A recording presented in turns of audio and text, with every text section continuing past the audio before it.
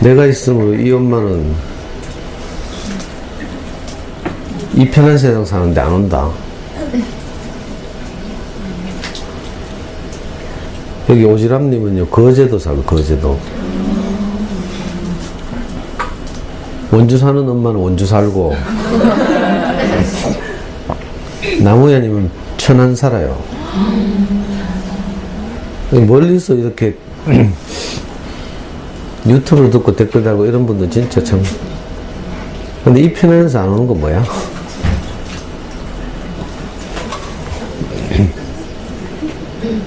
오늘 처음 오신 분 있어요? 없어요?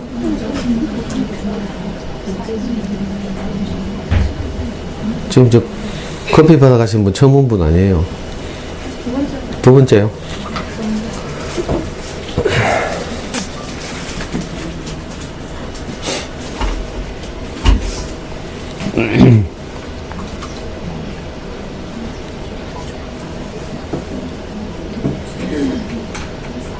어제 수능 치고 나서 수능 출제위원장 인터뷰한 거 보셨어요? 아니요. 안 봤다고?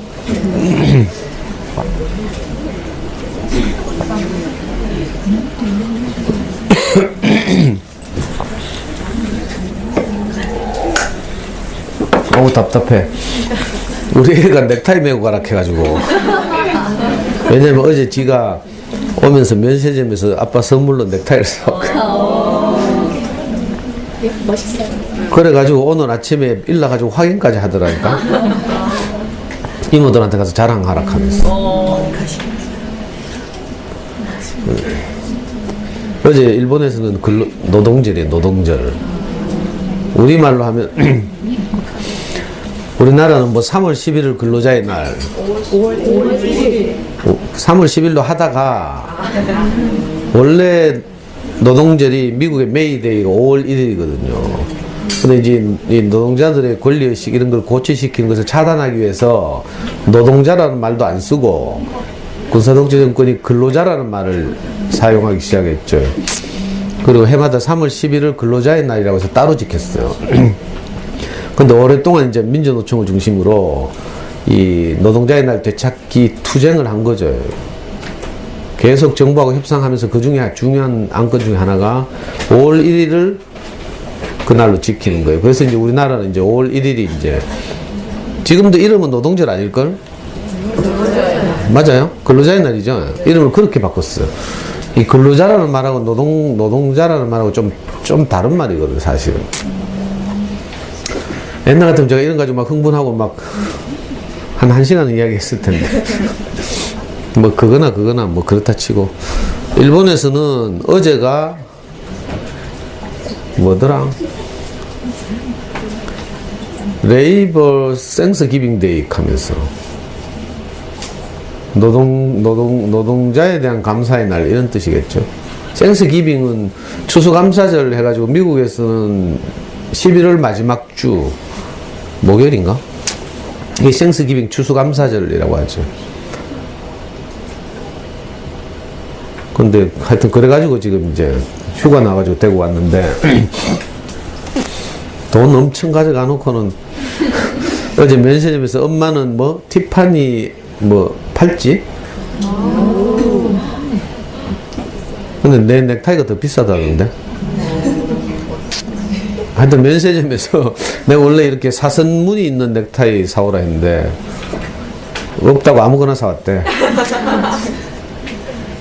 그리고 엄마는 이제 이거 뭐 티파니 팔찌 사오고요.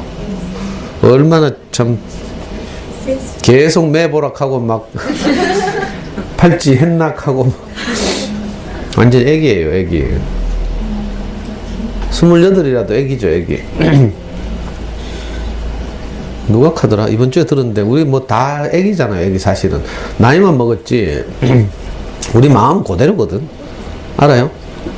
시간을 사실은 누가 이렇게 잘라놨어. 사람들이 이제 과학도 발전하고 또 어떤 필요 때문에 좀 이렇게 텀을 자를 필요가 생긴 거죠. 그래서 누가 달력을 이렇게 만들고 이렇게 그냥 해가 지고 해가 뜨고 해가 지고 해가 뜨고 이렇게 하면서 사실은 이걸 좀 철학적으로 어렵게 말하면 영혼이라고 하는데 이 영혼 안에 우리 일생을 이제 빨리 이렇게 촬영해서 돌리면 그죠? 그 영혼이라는 그 시공간은 그대로 있고요. 우리가 태어나서 막 급속도로 막 필름 빨리 돌리면 있잖아요. 노화되면서 이렇게 사라져 가는 거죠. 그러니까 우리 표면만 이렇게 짧다면 짧고 길다면 길게 변하다가 소멸하고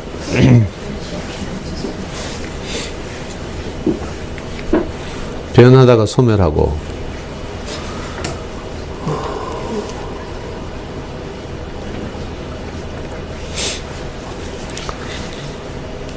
이 시공간적인 영역은 사실은 그대로 있는 거죠.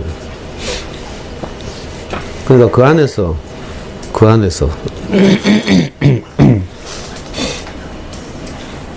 이걸 보고 전에 진화론자 리처드 도킨스는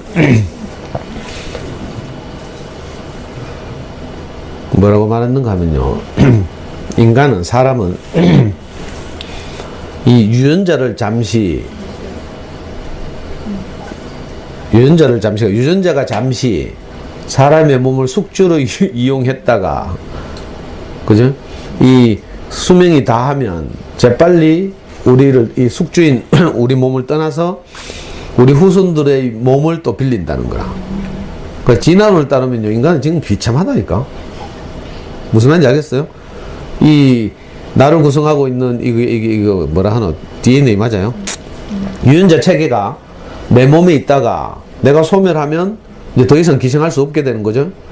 그 유전자도 같이 죽어야 되는데 이 유전자는 안 죽고 영원히 내 아들의 몸에 또 기생하고. 그러니까 이 슬픈 일이네요. 그래서 우리 목사님은 이제 항상 우리한테 말할 때 뭐라고 말했는가 하면요. 진화론을 따라서 예를 들면 내 조상이 아메바라고 하자. 아메바설 알아요? 단백질설, 아메바설, 뭐 빅뱅설 여러 가지 가설들이 있죠. 진화의 시작이 되는. 근데 내 조상이 아메바라고 하면 너무 비참하지 않느냐는 거죠. 어차피 모르는 건데. 또는 내 조상이 원숭이라고 하면 원숭이가 오랜 세월에 걸쳐서 진화했다. 그게 과학적 사실을 하더라도 내 조상이 원숭이다. 이건 좀 비참하죠. 근데 거짓말이라도 나를 지으신 분이 하나님이다. 그렇게 하면 좀 기분이 다르잖아. 안 그래요? 물론 진화는 과학적으로 설명한 것이고, 그죠? 이 성경은 인격적 설명이긴 하지만, 근데 무슨 이야기다 이런 이야기 했지? 애 같다고. 우리 다 사실은 그렇죠. 정신적인 영역은 우리도 사실 알란데 어른인 척 하잖아. 그래가지고 애 키우다 보면 초딩들한테 삐져가 싸우고 이러죠.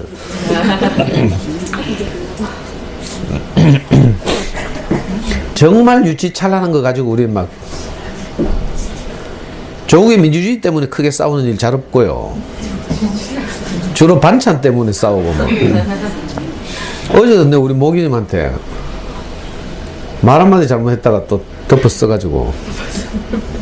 아니 우리 애가 일본에서 고등어 김치찜이 그렇게 먹고 싶대. 고등어 김치찜하고 빙어 조림하고 그 두 가지를 이야기했어요.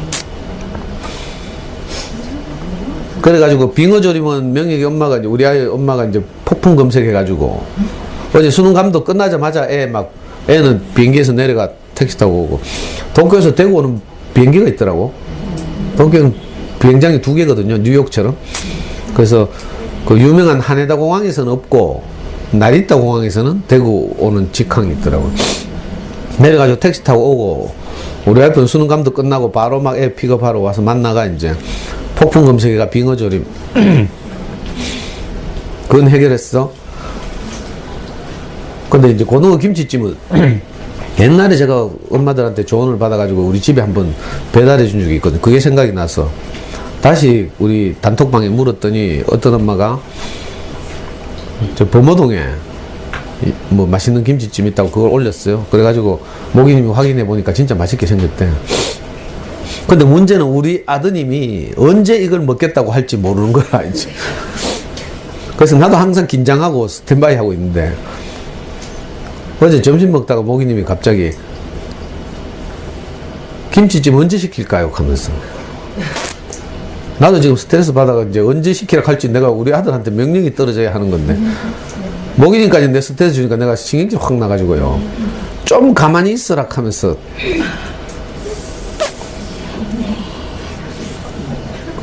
그랬더니 갑자기 얼굴색이 확 돌아가더라고.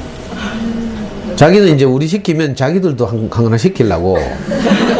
언제 시킬지 계속 확인하는 거야. 나는 이제 우리 애가 언제 일나서 언제 모르잖아요. 그 스트레스 받았다고 고함 질렀더니 완전히 얼굴 색깔이 가가지고 그다음부터 우리 연구소 분위기가 싸해가. 그 싸우는 게 주로 이런 거라니까. 무슨 큰 뭐 철학적 주제를 가지고 우리가 싸우고 목숨 걸고 뭐 이혼하고 이런 게 아니고 대부분 뭐 진짜 시시콜콜한 거 이런 거 있잖아요. 우리 진짜 유치하다니까. 근데 그런 내가 또 아이를 가르치려고 하니까 이게 참 여러분들도 자기 속을 한번 들여다보라니까. 저도 속을 보면요.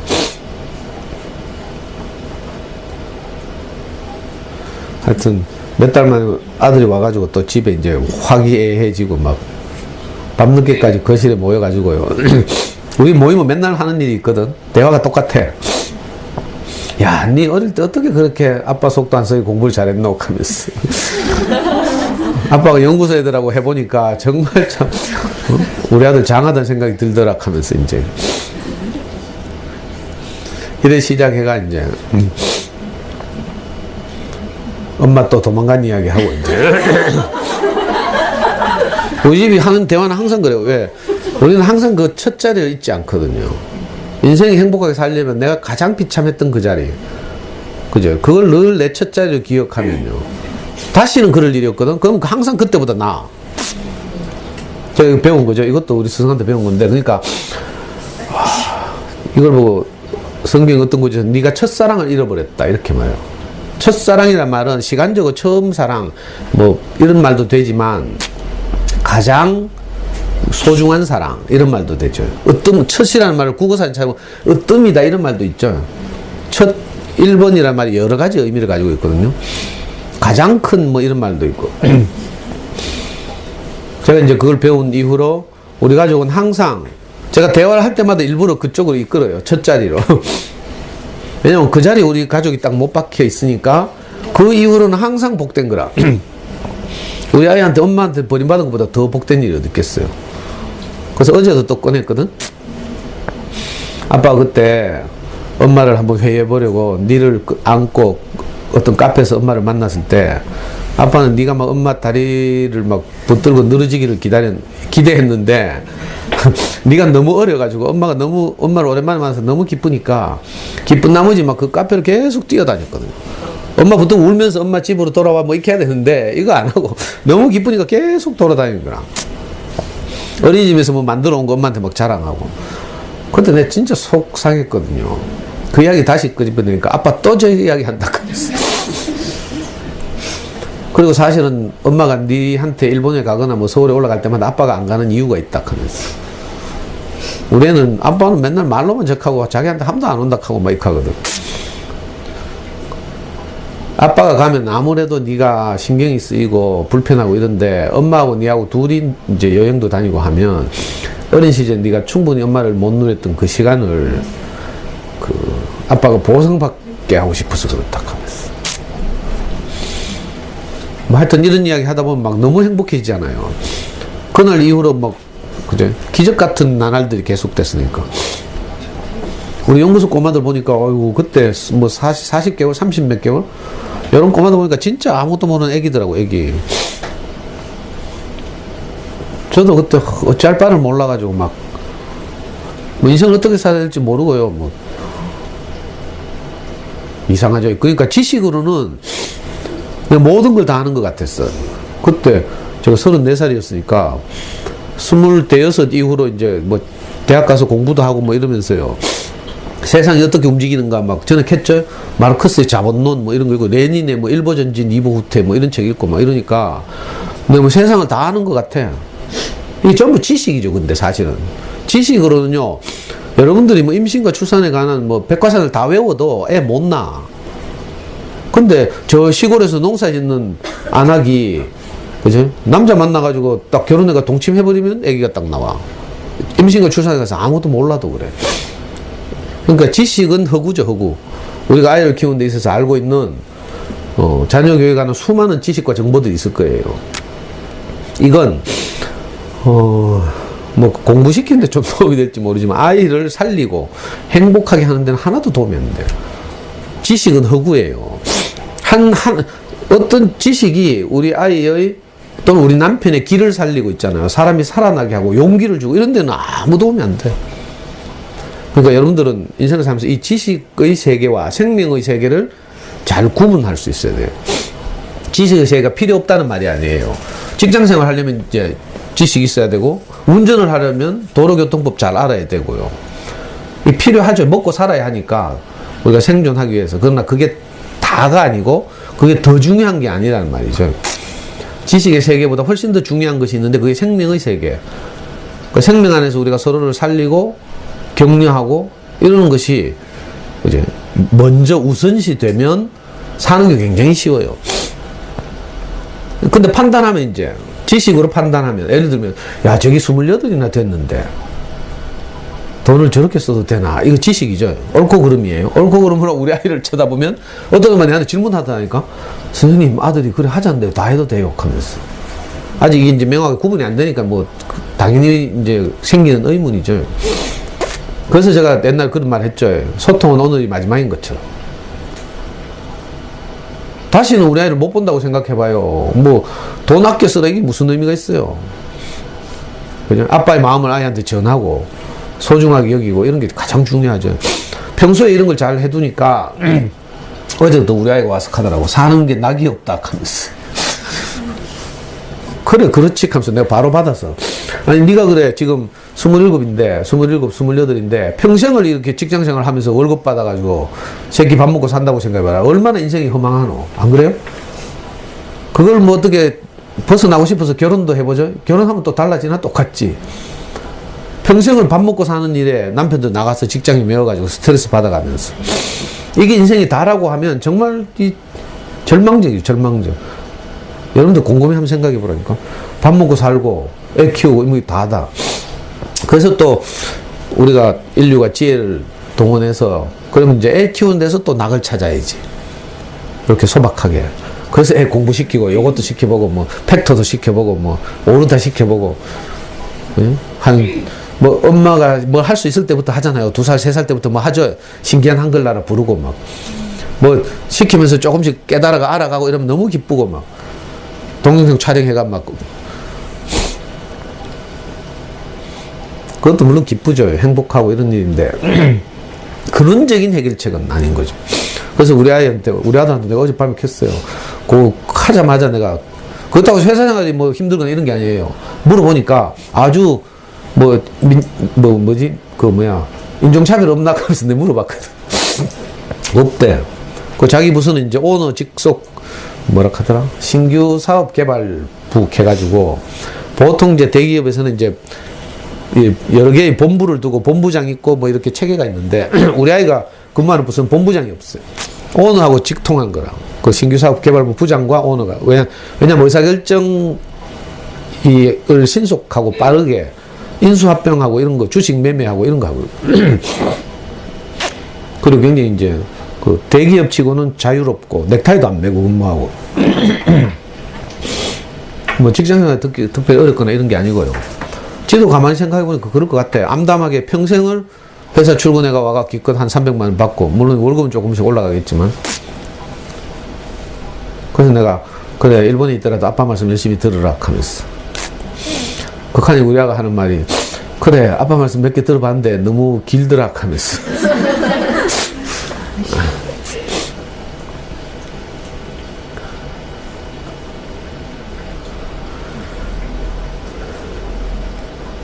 내가 무슨 이야기하다 이런 얘기까지 왔지, 지금? 생각이 안 나네. 수능? 아니 그래 수능 치면요 해마다 출제위원장이 하는 말이 있어요. 단순한 공식을 암기해서 적용하는 것으로는 해결할 수 없는, 그죠? 그 생각하는 힘이 자라야, 생각하는 힘이 있어야 해결할 수 있는, 어렵게 말하죠. 고도의 사고력을 요하는 문제를 다수 섞어서 출제했다 이렇게 꼭 표현. 항상 출제할 때마다 우리는 그 뭐 의례적인 기자회견이라고 생각해서 무시하고 지나가잖아요. 근데 사실 그렇지 않고, 그런 사람들은 그 출제 방침을 가장 추상화시켜서 그렇게 늘 표현하고 있어요. 거기에 사실 핵심이 들어있는 거죠. 우리 아이들이 앞으로 대학에 가고 사회에 나가서 좋은 평가를 받게 하려면 항상 이렇게 해야 돼요. 단순한 공식 암기 적용 이런 방식으로는 안 되고, 어떻게 해야 된다고요? 생각하는 힘을 길러서 어떤 문제가 출제되더라도 스스로 생각하는 힘을 동원해서 그 문제를 해결하도록 하는 이런 능력을 향상시키는 게 필요하죠. 이게 쉽지 않고, 또 우리나라 교육은 너무 좀 올드하죠. 뭐 일본의 영향도 받고 뭐 이래가지고 그래서 막 짜여진 수업 안에서 애들이 정말 힘들어하고 실적 내고 막 지겨워하고 막 이래요. 어제도 중학교 1학년들 수학 공부 시키다가 중학교 1학년 마지막 단원이 입체도형이라는 단원이 있어요.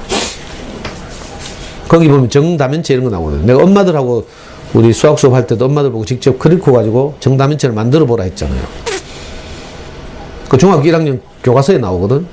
인류가 개발한 정다면체는 딱 5가지밖에 없는데, 중학교 1학년한테 이제 클리코를 통째로 갖다 놓고 안방에 정다면체를 만들어 보라 했어요.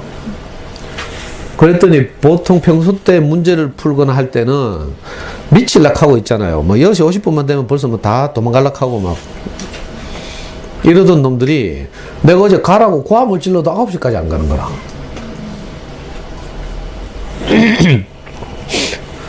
나 미치면 내가 다 그리고 확 쏟아고 던져보고 싶다는 거야. 난 지금 우리 아들이 집에 와서 기다리고 있는데 아들을 보러 가고 싶은데 이것들이 안 가. 9시까지.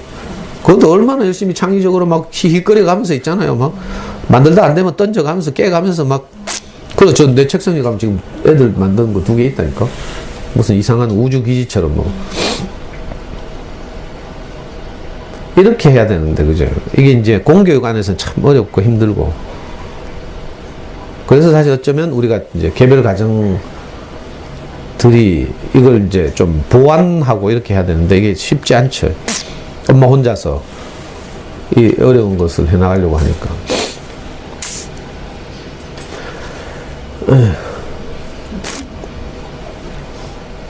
근데 제가 그 엄마들하고 그래, 이 수학 수업 해보니까 엄마들 진짜 열심히 하대. 지금 아들하고 할 때는 보드게임 하면 짜증내고 막 하기 싫어가지고 막 겨우 한 판 해주고 그것도 일부러 대충이가 져주고 막 이 카드 엄마들이 저하고 이렇게 이번 주에 실습을 했잖아요. 하니까 엄마들 눈빛이 달라지더라. 어떤 엄마는 왔나? 막 아니 얼굴이 막 내 이기려고 있잖아요. 와, 눈빛이 막 빛나면서 막 있잖아요. 한 엄마는 막 긴장해가지고 얼굴이 막 벌거해가 막 있잖아. 열이 나가지고 막 익하고 막.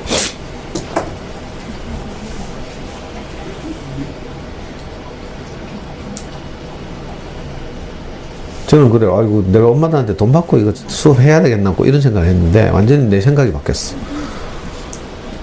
엄마들이 돈 내니까 좀 씩씩하게 오더라, 일단. 그리고 내 방에 절대 들어올 기회가 없잖아요. 성경 공부하러 오지 않는 한 들어올 기회가 없는데, 이제 이 수학 수업 하니까 저 안에서 해요. 두 반으로 나눠서 하니까. 훨씬 더 가까이서 보고 이제 친해지기도 하고. 가끔씩 밥도 같이 먹고 이러니까 좋대. 좀 맛있는 거 사주면 좋겠는데 맨날 뭐 떡볶이집만 가고 뭐. 옛날에는요, 10년 전에는 여러분들 10년 정도 선배 언니들은요, 대구 시내 맛집을 내데리고 다 다녔다니까. 유명한 수성구의 레스토랑부터 시작했어요. 저 산골짜기에 있는 뭐 장어집 뭐 이런데. 그때 내 전성기였는데. 아니 농담 아니고 그때는 그하고 제가 입고 있는 옷이 전부 엄마들이 선물한 거였어요. 그때 왜 그랬나 몰라. 요즘은 이제 연구소 있고 그러니까 엄마들이 뭐 수업료 내서 그런지. 그때 엄마들 진짜 우리 선생님 하면서 막 겨울에 따뜻하게 지내라고 목도리 선물하고요. 막. 그때는 그러고 내가 차가 없잖아요. 우리 와이프가 차를 뺏어가고 나서 차 없이 살았는데 하여튼 월요일부터 금요일까지 다 당번을 정해가지고 내 태워 다니고요. 지금은 이제 모기님이 전적으로 그 일을 하니까 내가 모기님 눈치를 봐야 돼요. 딱 보고 기분이 언짢으신 것 같으면 차 키 반납해야 되고.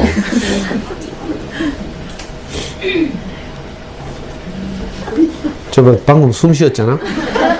이제 오늘 일과가 좀 내가 힘들어질 것 같아.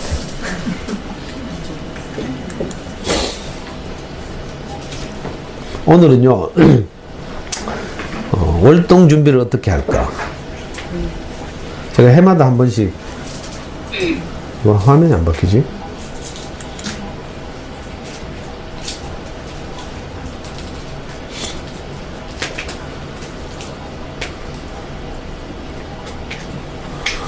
저는 B형이거든요.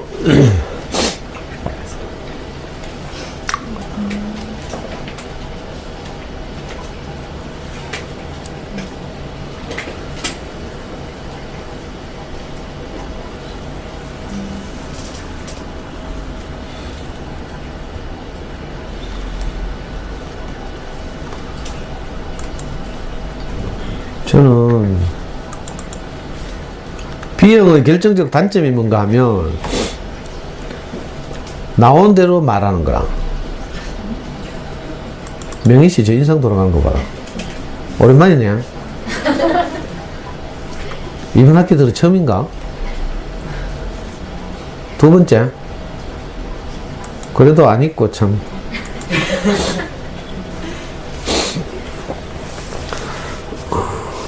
제가 이제 해마다 한 번씩은 이 책을 가지고 엄마들하고 나누죠. 겨울을 어떻게 날까? 이 문제예요. 프레드릭.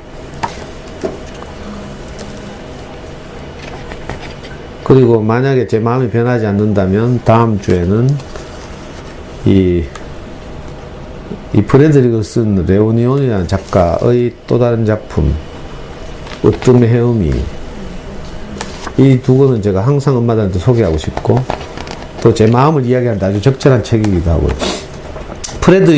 레오니온이는 미국에 사는 유태인이에요.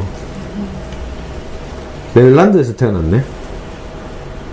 그래서 돌아가신 지 오래됐어요. 칼데콧을 3번인가? 칼데콧을 4번 수상했어요. 아, 이거 3번인가? 아, 4번이네.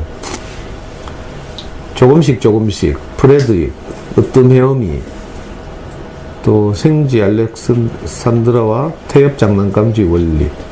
이 4권으로 칼데콧 아너를 4번 받았대요. 그 중에 제가 2권은 모르겠고, 프레드릭과 으뜸 헤엄이는 1960년대 작품이에요. 벌써 40년 지난 그림책인데 지금도 세계적인 걸작으로 이렇게 주목받고 있죠.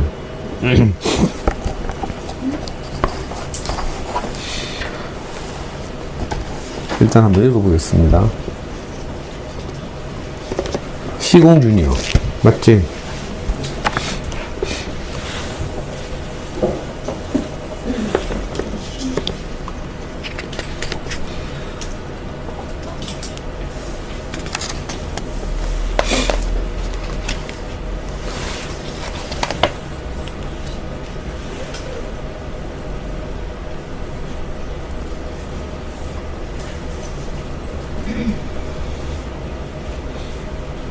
지금 저하고 정면 앉은 엄마 대화명이 뭐라 했어요?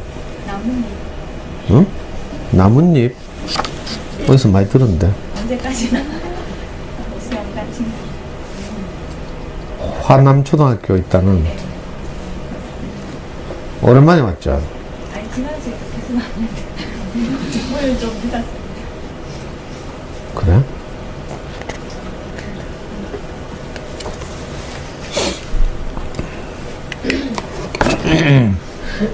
프레드릭은 어떤 생쥐 이름이에요.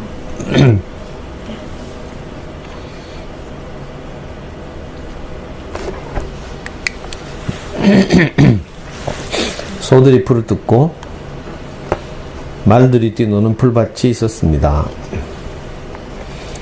그 풀밭을 따라 오래된 돌담이 쭉 둘러쳐져 있었습니다.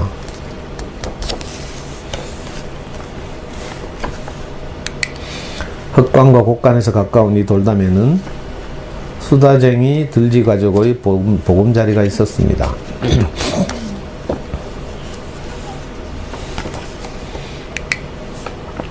농부들이 이사를 가자 흙간은 버려지고 곡간은 텅 비었습니다. 겨울이 다가오자 작은 들쥐들은 옥수수와 나무 열매와 밀과 짚을 모으기 시작했습니다. 들쥐들은 밤낮 없이 열심히 일했습니다. 단 한 마리, 프레드릭만 빼고 말입니다.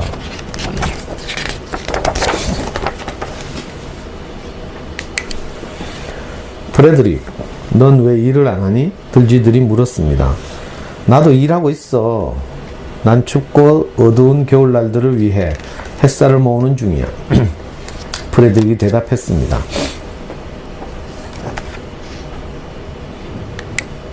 어느 날 들쥐들은 동그만히 앉아 풀밭을 내려다보고 있는 프레드릭을 보았습니다. 들쥐들은 또다시 물었습니다. 프레드릭, 지금은 뭘 해? 색깔을 모으고 있어. 겨울엔 온통 잿빛이잖아. 프레드릭이 짤막하게 대답했습니다. 한 번은 프레드릭이 조는 것처럼 보였습니다. 프레드릭, 너 꿈꾸고 있지? 들쥐들이 나무라듯 말했습니다. 그러나 프레드릭은 아니야, 난 지금 이야기를 모으고 있어. 기나긴 겨울엔 애기거리가 동이 나잖아 했습니다.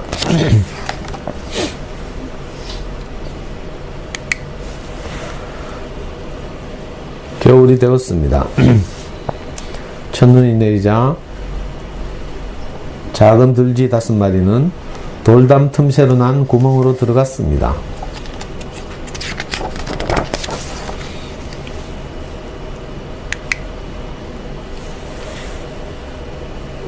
아까 모기님 한숨 소리가 자꾸 괜찮습니다.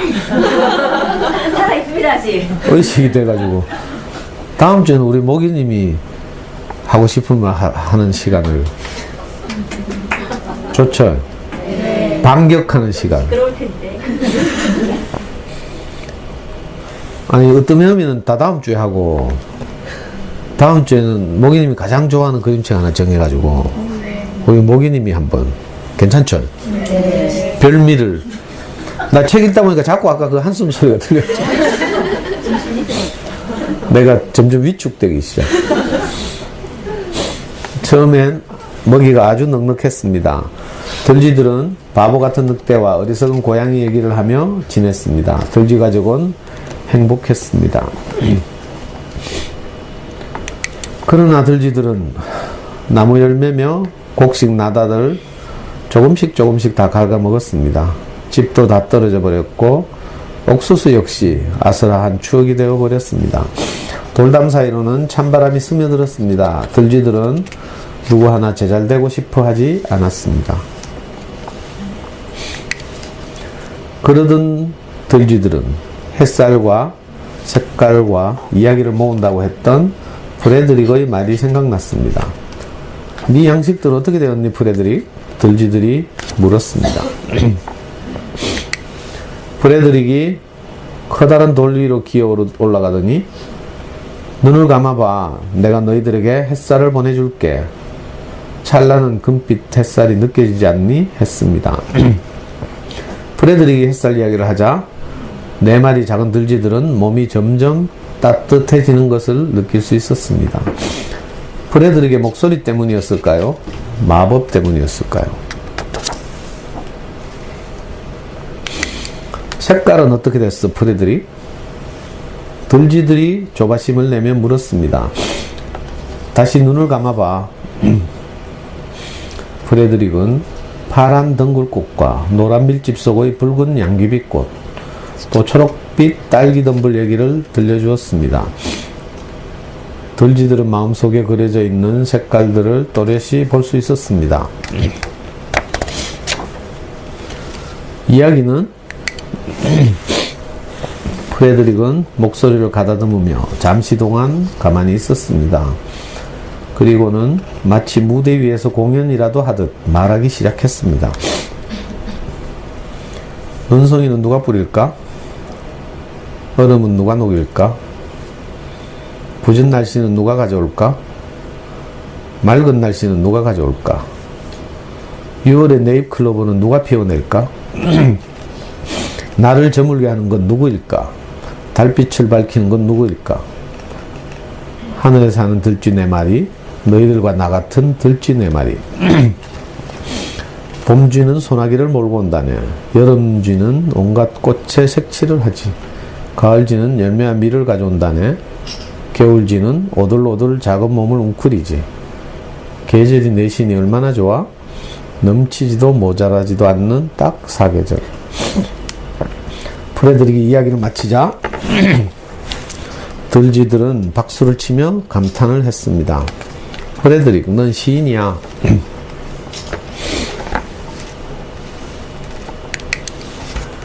프레드릭은 얼굴을 붉히며 인사를 한 다음 수줍게 말했습니다. 나도 알아.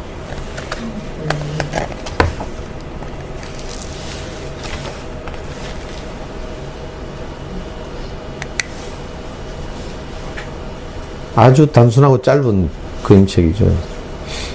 그런데 저는 이 그림책을 볼 때마다 너무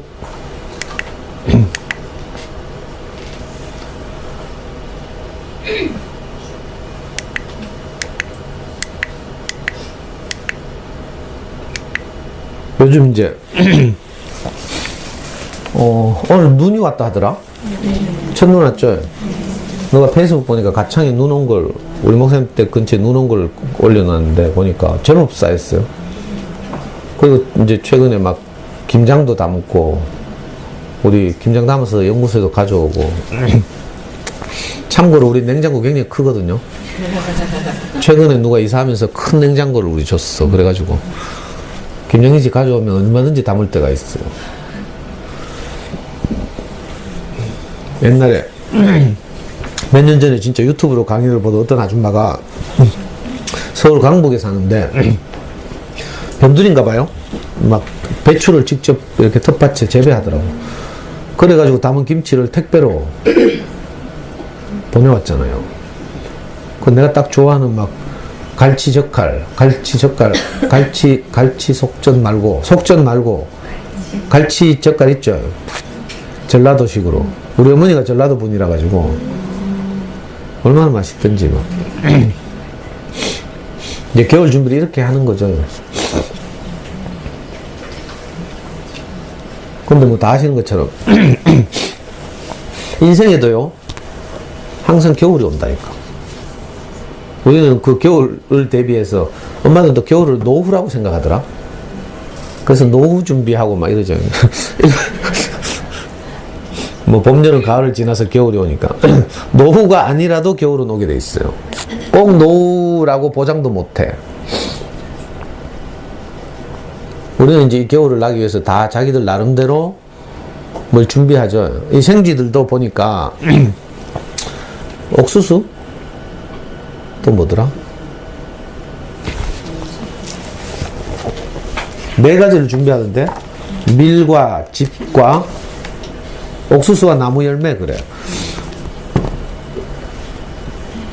자, 이렇게 우리가 생각해도 그건 있어야 되겠다 싶은 것들이죠. 먹고 살아야 하니까 옥수수도 있어야 되고 나무 열매도 있어야 되고 또 따뜻하게 놔야 하니까 짚과 밀 뭐 이런 것도 필요하고요.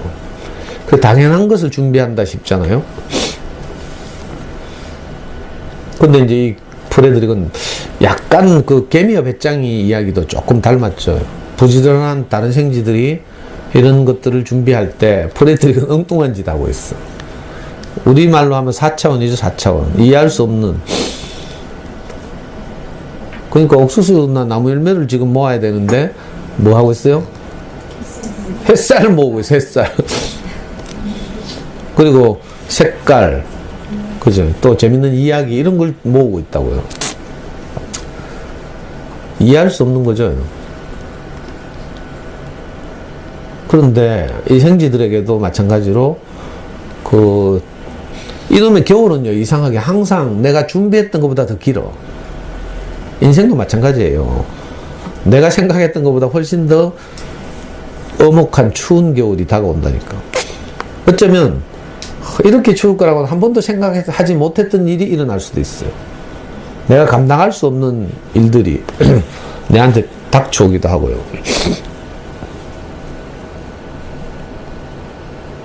그러니까 우리가 상식적으로, 그죠? 보편적으로 그냥 남들 하듯이 그렇게 뭘 준비해요. 그래서 여러분들 열심히 그런 걸 하겠죠. 돈 저축하고 뭐 저축할 돈 없는 사람들 속으로 또 내 욕할라. 우리 집은 저축을 안 하잖아. 왜? 형편이 안 되니까. 제가 신혼 초에 노름해가지고 막 빚이 수천만 원 있어가지고 그때부터, 그리고 우리 와이프 월급에 차압 들어가지고요. 몇 년을 은행 빚 차압.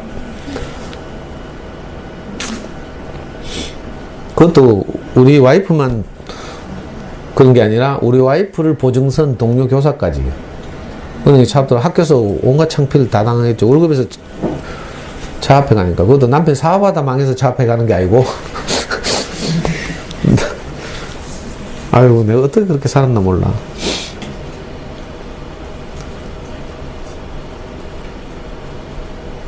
그래가지고 우리 엄마가요, 너무 이제 제가 불쌍하니까, 또 둘째 며느리한테도 미안하고 이러니까 우리 엄마가 형이 주는 용돈을 몰래 꼬불쳐가지고, 그죠? 저한테는 이야기 안 하고 우리 와이프하고 상의해가지고 우리 와이프한테 제 주민등록번호하고 이런 거 물어가지고, 저는 감쪽같이 모르게 주택청약저축 매달 10만원씩 넣는 거 있잖아요. 요즘도 있나 그거? 옛날에 그걸 넣었다니까.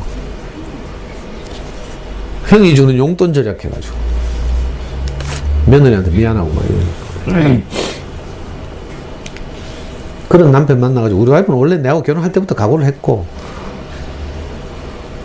맨날 데모하고 이런 남편하고 결혼했으니까 이제 뭐 경제적 풍요를 누릴 것이다 이런 생각은 전혀 안 했죠. 근데 하여튼 우리가 최선을 다해서 자기 나름대로 이제 이 겨울을 나기 위해서 준비하고 뭐 하잖아요. 근데 이 짧은 그림책을 보니까 이 생쥐들이 모았던 그것으로는 이 겨울을 다 대비가 안 되는 거라. 그러면 더 많이 모으면 되지 이렇게 생각하죠. 그 말 하려고 하는 게 아니잖아요. 이 책의 저자가. 이 레오니은이는 60대가 넘어서 그림책을 쓰기 시작했대. 그것도 자기 손자들에게 들려주려고 기차칸에서 막 급히 쓰고, 막 노랑이와 파랑이 이런 거 보면요, 기차칸에서 급히 이제. 그러니까 어쩌면 이 작가가 충분히 인생을 살고 성숙해진 후에, 그죠? 더군다나 유태인이에요. 유태인 자녀교육에 대해서 내가 자주 말하죠. 유태인 자녀교육의 핵심은 뭔가 하면, 늘 말씀드리지만 요즘 뭐 하브루타 개사코 뭐 토론식 교육 어떻고 뭐 이런 이야기하고 오르다가 어떻고 뭐 이런 이야기 하지만 그게 아니고요. 유태인 공동체에서는 항상 아이들이 어릴 때부터 계속해서 뭘 해요? 구약 성경을 읽어줘요. 토라라고 부르죠. 제가 그래서 저하고 엄마들하고 그 성경 공부하는 모임 이름을 내가 토라스쿨이라고 잡았잖아요. 토라가 뭔가 하면, 성경 전체 제일 앞에 나오는, 좁게 말해서 토라의 의미는 모세가 썼다고 하는 그 5권의 성경, 창세기, 출애굽기, 레위기, 민수기, 신명기, 이 5권을 좁은 의미의 토라라고 불러요. 유태인들은 계속 이야기를 들려줘요. 이 5권 안에는 유태인들의 조상들 이야기가 계속 나오거든요. 시조, 우리가 단군 할아버지가 시조인 것처럼 이스라엘은 아브라함이라는 시조가 있어요. 아브라함부터 시작해서 그 사람들이 어떻게 살아서 어떻게 행복했고, 또 어떻게 살아서 잘못 사니까 어떻게 힘들었고, 이런 이야기들을 계속 써놨어요. 그래서 얼핏 읽으면 이스라엘의 역사서 같이 이렇게. 그래서 왜 우리가 한국사도 잘 모르는데 이스라엘 역사를 알아야 되는 뭐 이렇게 말하는 사람들도 많고요. 근데 유대인들은 자기 조상들 이야기를 계속 이렇게 아이들한테 유전. 이게 쉽지 않거든요. 보통 그 자연과학의 세계에서는 네이처지나 뭐 이런 그 과학 저널들 있잖아요. 과학 저널들의 과학자들이 이렇게 연구한 결과를 공인받으면 발표를 하잖아요. 그죠? 그래서 어떤 유명한 저널에 얼마나 몇 편의 논문을 발표했는가가 이제 굉장한 그 학자를 평가하는 기준이 되는데, 과학자들은 그렇게 하면 저널에 발표된 다른 과학자들의 연구 결과를 받아들이죠.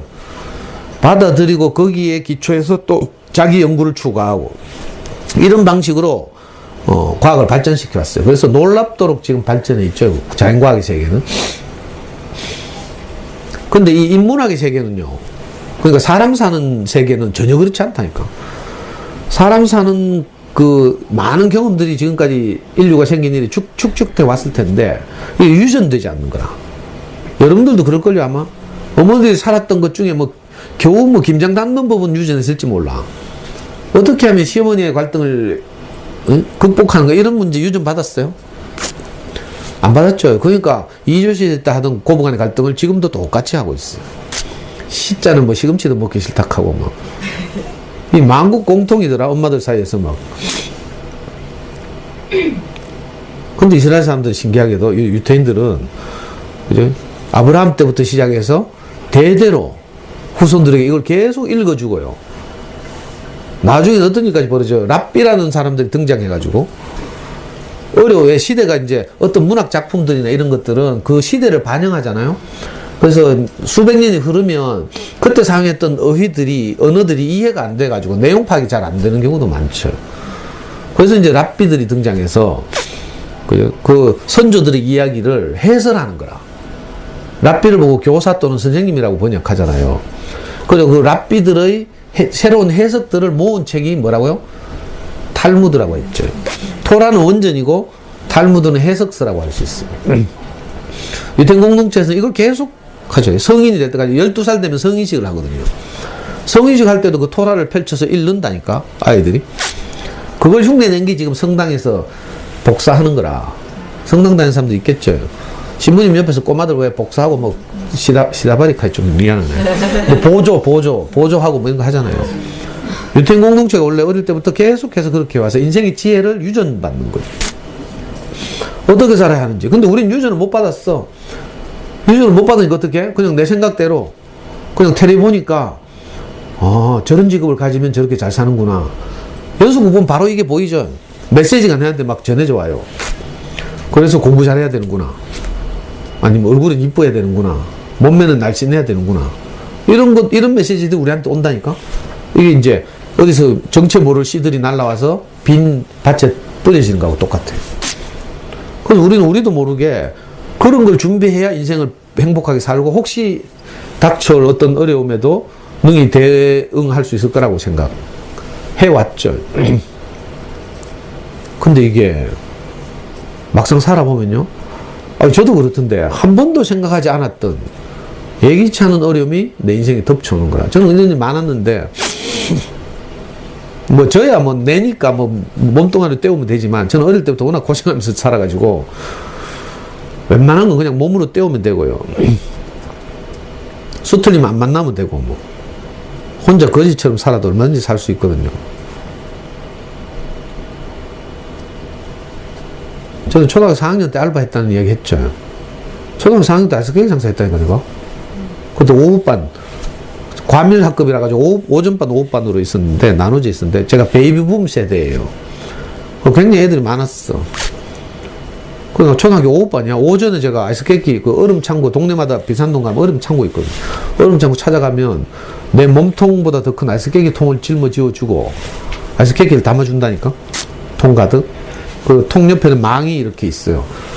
그래서 동네마다 막 돌아다니면서 아이스케이크 하면 사람들이 빈병 갖고 나와서 아이스케이크하고 바꾸는 거야. 그 빈병을 받아다가 그 망에다 다 담고. 얼마나 무거운지 알아요? 빈병 담으려고 하면? 그래가지고 아이스케이크 하고 병하고 다 바꿔서 창고에 가져가면 돈으로 환산해 주는 거야. 제가 첫날 오전에 알바해가지고, 그렇다고 해서 뭐 매일 한 건 아니고요. 근데 마치 기억이 매일 한 것처럼 남아있네. 제일 처음 그 알바해가 초등학교 4학년 때 내가 그 당시 돈을 4원 벌었어, 4원. 4원이면 오후에 학교 가다가 문방구에 들러가지고 사탕을 내 배 터지도록 사도 1원도 안 해. 정말 험하게 살았죠. 그래서 저한테 어려움이 닥쳐오면 나는 뭐 몸으로 때울 수 있는데, 문제는 내 소중한, 가장 소중한 아이에게 어떤 어려움이 닥쳐오면요, 정말 못 견디겠다니까. 내가 한 번도 준비하지 않았던 어려움이라 가지고. 그래서 뭐 발버둥을 치고 찌랄을 하고요, 핏똥을 싸고 막 울부짖고 이러죠. 여러분들도 아이들한테 속상한 일이 생기면 그렇잖아요. 애통하죠. 정말 애통하거든요. 어떻게 도와주고 싶은데 도와줄 방법도 없고 막 너무 속상하고 막. 저는 가끔 신문 사회면에 애가 이제 학교 힘센 애들한테 괴롭힘을 당하면 삼촌이나 아빠가 학교 찾아가가지고 막 교무실 뒤집고 이런 거 보잖아요. 나 그거 이해한다니까. 애가 당하고 나니까 얼마나 속상하겠어요. 남들은 뭐 다 객관적으로 보면 비난받을 일이지만, 요즘 또 하나그룹 아드님이 화제죠. 옛날에도 이 지금 문제가 된 3남 말고 옛날에 2남이 북창동 술집에서 또 술집 애들하고 싸워가지고 맞고 이러니까 막 아빠가 막 가죽장갑 끼고 막 조폭 동원해가지고 가가 막, 와 진짜 막 그때 막 난리 났잖아. 막 나는 좀 이해가 되더라니까. 아, 내가 만약에 우리 애가 그랬다, 나도 무슨 짓이든 할 것 같아. 내가 지금 우리 스승 안 만나고 옛날 생각대로 살면 억울하고 분하고 열받으니까. 물론 객관적으로 보면 반사회적이고 뭐 문제를 이야기하고 뭐 그러면 안 되는데, 뭐 노블리스 뭐 뭐지 뭐 그런 것도 있고 뭐 다 맞는 말이죠. 근데 진짜 내가 생각했던 것보다 겨울이 길어요. 저도 우리 아이가 무난하게 자란 편이죠, 사실은. 늘 어릴 때부터 케어하고, 또 저는 이제 34살 때 제 스승을 만나서 인생을 사는 지혜도 계속 배우고 그 말씀을 매주 듣고 이렇게 살아서 우리 아이는 정말 안정되게 자란 편이에요. 공부로 뭐 크게 속 썩인 적 없고, 싸움을 하나 이런 성격도 아니고요. 온순하고, 뭐 가끔 맞고 오긴 하지만 그거 뭐 또 견딜만 하고 그렇게 지나잖아요. 근데 옛날에 말씀드렸죠. 한 번도 내가 생각하지 않았던, 군대 가가지고 막 큰 어려움을 겪어가지고 내가 진짜 그때 미친 줄 알았다니까. 그 이야기만 해도 막, 지난주에 엄마들 많이 울어가지고 내가 오늘 안 울리려고 그 이야기 안 하려고 이제. 그 이야기 하면 또 엄마들 다 울어야 돼요.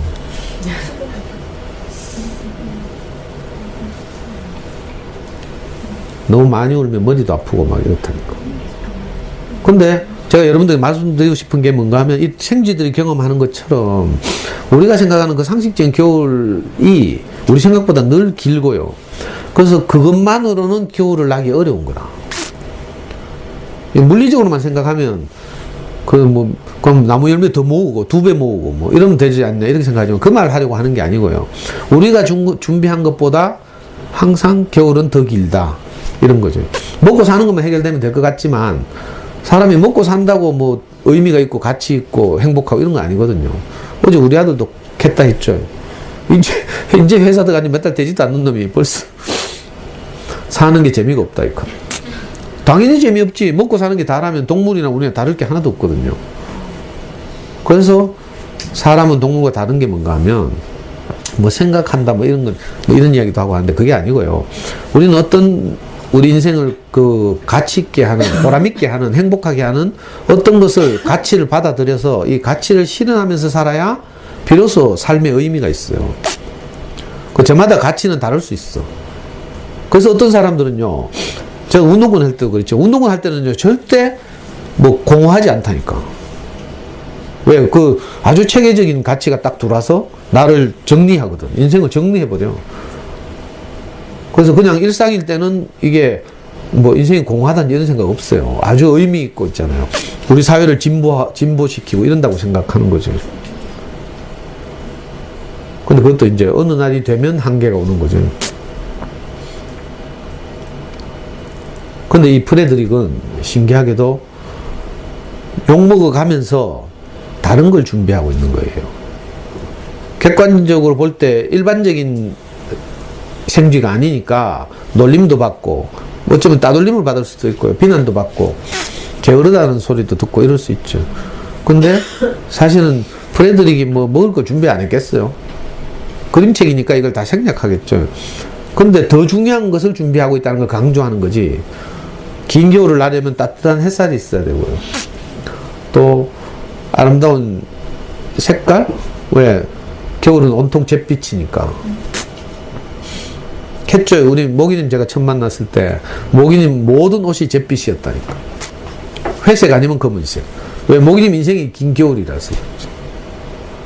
그래가지고 이제 그때 우리 와이프하고 그 모기님보다 먼저 저를 돕던 이제 다른 언니들이 모기님 데리고 항상 쇼핑을 가면 밝은 옷을 권해줬죠.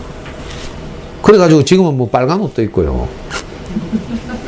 보라색도 있고. 처음 만났을 때는 얼굴에 뭐 오만 막 뼈드럭지 이런 거 있잖아요. 뭐 노란 거, 골문 거 뭐 이런 거 있죠.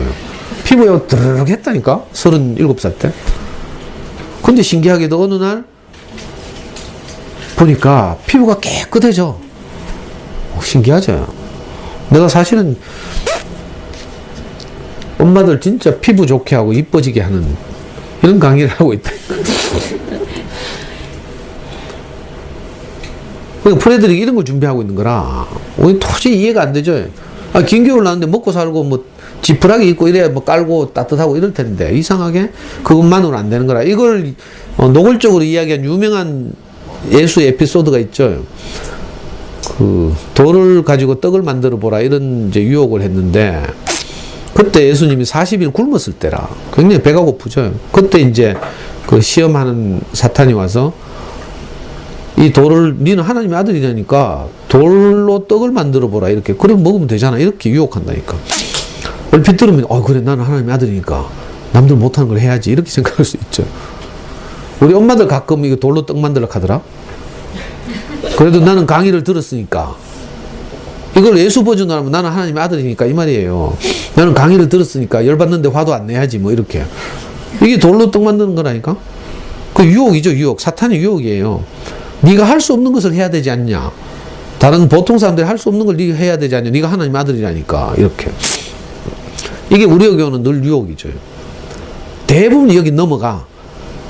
그래서 막 화 안 내는 척 해야 돼. 연기. 이걸 뭐 위선이라고 부르죠. 위선. 우리가 종교 생활을 하게 되면 대부분 이 함정에 빠져요. 그래서 표면적으로 보기에 뭐 종교 집단에 가보면 교회나 성당이나 뭐 이런 데 가보면 전부 부드럽고 선하죠. 좀 잘 참는다니까 보통 사람들보다.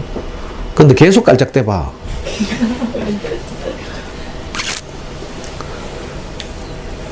사람이 떡으로만 사는 것이 아니고 하나님의 입에서 나오는 말씀으로 사는 것이 사람이다 이렇게 말했어요. 예수가. 이 말은 무슨 말인가 하면 노골적으로 번역하자면 나는 돌로 떡 못 만든다 이런 뜻이에요. 못 만들면 못 만든다 하면 되는데 괜히 못 만든다 하면 쪽팔리잖아. 그래가지고 넘어간다. 함정에 넘어가는 거죠. 우리가 아이를 키울 때도 좀 불안하죠. 그 불안하고 불안하다고 인정하면 되는데 난 괜찮아 하면서. 왜냐? 길게 보고 있거든 계산해서. 그래서 듣긴 들었어. 불안한 건 불안한 거죠. 그게 인생의 다가 아닐 뿐이죠. 여기 속으면 안 되는 거라.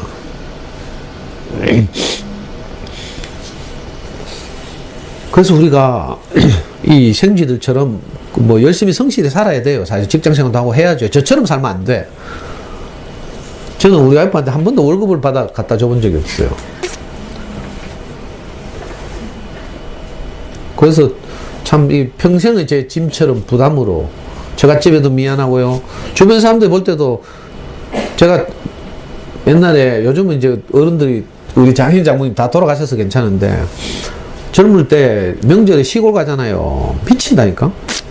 시골 가면 그 시족 마을이라 가지고 처음에 장가 가니까 인사를 하러 7집 8집을 돌아다니는 거라. 마을에 어른들한테 가면 전부 80 이상 된 노인들이라 불도 안 켜놓고 있잖아. 컴컴한데 그냥 하루하루 희망 없이 사시는 어른들 있잖아요. 동굴에서 기어 나오는 것처럼 이제 김서방 한다 하면 인사한다 하면 그저서 일나가 불 켜고 있잖아. 얼굴에 죽음의 그림자가 자욱한 이런 어른들한테 가는 거라. 그 인사를 해야 돼요. 가는 집마다 뭐라고 묻는 줄 알아요? 처음에는 몰랐는데 의례적으로 묻더만 김서방 요즘 뭐 하시나 하면서 뭐 하시는 일은 잘 되시나. 나는 그 일일이 대답해야 되는 줄 알았다니까. 김서방 요즘 뭐 하시나 하면 뭐 하는지 내가 대답해야 되는데 대답할 말이 없잖아. 여러분들 이거 알란지 모르겠네. 이건 남자로 태어나가 이거 직업 없이 수십 년을 산다는 게 보통 내공이 아니에요. 한 1, 2년만 놀아도 집이 마누라 눈총 보이죠. 그러니까 할 수 없이 어디 가방 들고 나가잖아, 출근. 그러니까 기온에 가서 시간 때우거나요. 요즘은 뭐 PC방도 있고 찜질방도 있고. 야, 진짜 내 지금 생각하니까 하나님 은혜네. 어떻게 내가 그 긴 세월을 견뎠는지 몰라. 남의 수많은 눈총을 받으면서.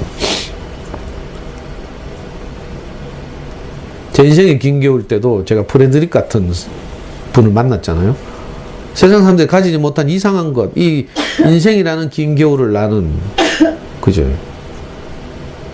따뜻한 햇살? 내가 아무것도 몰랐지만, 정말 사람을 따뜻하게 대하는 그런 분을 만나가지고, 어제 우리 애가 가더라고. 최근 강의를 들었나봐. 아, 최근 제가 이제 목사님 대신에 일요일날 형제들이 돌아가면 말씀한다고 했죠. 내가 한 달 전인가 했잖아요. 그걸 우리 애가 동영상으로 봤어요. 어제 와서 하는 말이, 네가 아버지가 없어서 어쩔 수 없어 그렇게 살았구나. 이 말을 지는 우리 아들은 어떻게 듣는가 하면 엄마하고 아빠가 같이 있는 자리에서 우리 목사님 말씀하신 줄 알았대. 근데 이번에 이제 제가 일요일날 설교하면서 그 이야기를 했거든요. 그걸 듣더니 아, 처음 알았대. 자기는 엄마한테 한 말인 줄. 그 말이 이제 우리 가족을 따뜻하게 한 거죠. 여기 보니까 따뜻한 이야기 햇살을 비치니까 막 바위, 잿빛 바위가 노래지잖아요. 그림 봤어요, 아까? 노랗게 따뜻해지고 있어요. 우리도 그 말을 듣는 순간부터 우리 가족에게 따뜻한 기운이 이제 흘러들어오기 시작한 거죠. 왜냐면 아무도 내한테 그렇게 말한 사람이 없어요. 우리 형도 있고 엄마도 있잖아요. 엄마는 제일 슬프고 애통했겠죠. 그래도 엄마가 할 수 있는 버전은 뭐 있는지 알아? 아이고 이놈의 새끼야. 그러니까 내가 정신 차리고 살라 카드나 이런 버전이라 안타까워가지고 막 우리 마누라 없는 동안 우리 엄마 내가 불쌍해 놓으니까요. 막 형수 몰래 와가지고 설거지 해주고 있잖아. 반찬 좀 해다 나르고 뭐 이런 게 엄마가 할 수 있는 다였어요. 내가 자식을 살리질 못한 자식은 지금 시들어져 가는데 버림받고 이래가지고 뭐 죽을까 말까 하고 있는데 엄마가 할 수 있는 게 엄마라도 그래. 여러분들도 한번 해보라니까. 지금 친정 부모님이 계시지만 여러분들이 예를 들어서 감당할 수 없는 겨울이 찾아온다고 해봐요. 친정 부모님이 해줄 수 있는 게 별로 없다니까. 또 여러분들이 친정 어르신들 뭐 크게 아프시거나 할 때 특별히 해줄 수 있는 게 별로 없어요. 기껏 뭐 치료비 모아가지고 뭐 도와주는 이런 것밖에. 근데 지금 이상한 사람을 만나서 프레드릭 같은 재밌는 이야기도요. 제가 지금 23년째 그 누구 이야기를 듣고 있잖아요. B형은 이게 참을성이 부족해. 변덕이 죽을 듯 하죠. 어제 이래 말했다 오늘 저래 말한다니까. 내가 뭐 어쩔 수 없어요. 저는 취미생활 해보니까 한 3개월 집중해서 해서 상당한 수준에 올라요. 그럼 더 이상 하기 싫어. 그 취미 바꾸고 진득하니 뭐 하는 게 없어요. 근데 내가 23년을 똑같은 말을 그죠? 스승의 말을 듣고 있어요. 저는 아무것도 43년을 들은 형들이 있는데 43년을 들었어요, 형들이. 이야기가 너무 재밌으니까 들을 때마다 나를 행복하게 하고 복되게 하니까 그걸 계속 들었겠죠. 남들이 뭐라 하든지만. 춘천에 가면 우두동이라고 있는데 그 우두동에 우두감리교회라고 있어요. 우두감리교회 그 다니던 그때 대학생 형들 몇 명하고 고등학생 형들 몇 명이 통째로 우리 목사님 만나가지고 우연히 그래가지고 대구로 그 목사님하고 살겠다고 다 내려갔잖아요. 그래서 그 마을에 어떻게 소문이 난 줄 알아요? 이 앞길이 구만리 같은 젊은 청년들이 이상한 사이비 교주한테 시켜가지고 완전히 부모들 다 버리고 어디로 사라졌다 하면 이런 소문 났다니까. 실제로 그래요. 근데 나중에 어떻게 된 줄 알아요? 그 춘천 우두농에 있던 나이 드신 부모님들이 누가 왔어? 누가 왔어? 싸워? 어? 뭐 공유라도 왔어? 엄마도 눈빛이 다 그리 사악하네. 근데 나중에 나이가 들어서 이 어르신들이 춘천에 남아 계신 버림받았다고 했던 어르신들이 누군가의 부양이 필요할 때가 됐어. 어떻게 된 줄 알아요? 대구로 내려와서 이 따뜻한 이야기를 계속 들은 이 형들이 전부 부모님을 대구로 내려오시기 위해서 모신 거라. 형제들 서로 안 막 부담된다 하고 뭐 이러는데. 그러니까 긴 겨울을 잘 나려면 그래, 따뜻한 이야기를 모아야 돼요. 여러분들에게도 혹시 필요한 날이 올지 몰라. 어쩌면 지금이 그때일지도 모르고. 저도요, 그래서 그때부터 이제 따뜻한 햇살, 그죠? 재밌는 이야기, 그리고 아름다운 빛깔, 이걸 모으기 시작했어요. 왜? 내가 그때 그것 때문에 살았으니까. 신기하죠? 내가 프레드릭을 만난 경험이 있으면 그다음부터 이성진들이 어떻게 하겠어요? 다음 겨울에는 어떻게 하겠어요? 자기들도 프레드릭처럼 뭘 준비하겠죠. 왜? 몸으로 경험했으니까. 그래서 저도 모르게 그날 이후로 저도 그 이야기들을 주의 깊게 듣고, 들어야 일단 내가 따뜻해지니까, 또, 희망이 생기니까. 그죠?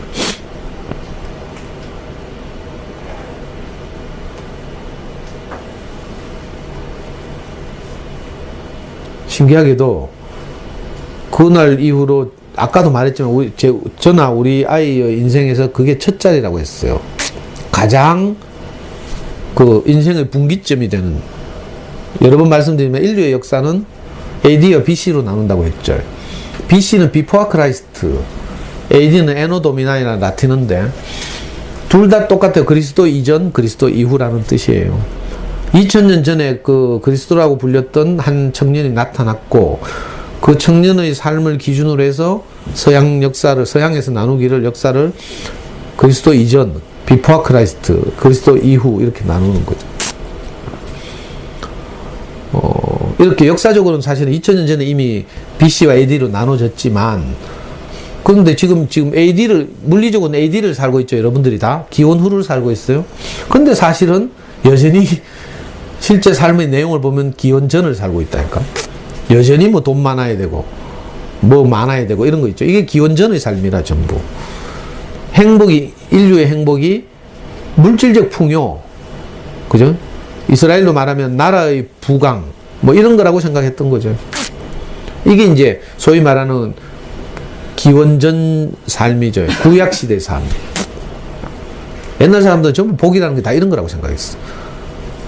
땅이 넓어지고 쪽수가 많아지고 나라가 부강해지고 이런 거라고. 근데요, 이런 건요, 항상 우리나라가 부강해본들 더 강한 나라들이 있거든. 그래서 유태인들은 맨날 다른 나라에 침략을 당해가지고요. 실제로 2000년 전에는 로마에 초토화됐잖아. 그 70년 동안 짓고 있던, 예루살렘에 짓고 있던 그 교회가, 성전이 로마 군인 티투스라는 장군이 와가지고 완전히 박살을 냈어요. 70년 동안 짓고 있었으니까 얼마나 거대했겠어요. 성경에서 나온 대로 돌 위에 돌 하나도 더 놓이지 못하도록 예수님이 그렇게 예언한 적이 있거든요. 진짜로 로마 장군 티투스가 AD 60몇 년인가 쳐들어와가지고 완전히, 그리고 이스라엘을 다 흩었죠. 그래서 유태인들은 폴란드에 가서 일부 살고요, 뭐 어디 가서 살고 이렇게 다 흩어져 살았다. 그것도 2000년 동안이에요. 자기들이 그렇게 이것이 나를 행복하게 할 것이라고 생각했던 것이 나중에 지나고 보니까 아닌 거라. 위대한 왕이 자기들 나라에 나타나고 다윗같이, 그랬죠? 그 전쟁만 하면 이기고 이런 시대도 있었어요. 그리고 후손들이 많아졌어요. 그랬는데도 더 강한 게 있으니까 안 되는 거라. 우리가 뭐 높이 오르면 우리 아이들의 인생이, 또 내 인생이 행복할 것 같잖아요. 근데 높이 올라보면요, 또 더 높은 것들이 있다니까. 그래서 거기서 만족이 없는 거라. 이상하죠? 좋은 아파트 마련하면 행복할 것 같죠? 아이파크 입주하면 기분 좋았겠지. 아니, 옛날에 아이파크 막 얼마나 난리 난 줄 알아? 막 여기 막 분양하는 날, 이마트 막 여기서부터 막 교통 대란이 일나가지고요, 막, 와, 좋은 아파트라서 저런갑다 하면서. 근데 내가 아이파크 옆에 와서 살 줄 내가 알았나? 그리고 아이파크 거주하는 아줌마들 만날 줄 내가 알았겠어. 새 아파트 주는 거 좋죠? 안 좋아? 아이파크 살지? 네. 좋잖아. 그래. 나도 여기 지금 사는 집인데 6년 전에 처음 들어보니까 얼마나 좋은지 있잖아. 새 아파트 들어오니까. 근데 그게 잠시 좋은 거야, 잠시. 좀 있으면 익숙해져 버리죠. 거기 가서 눈 뜨니까 범어네거리에 제니스가 서네?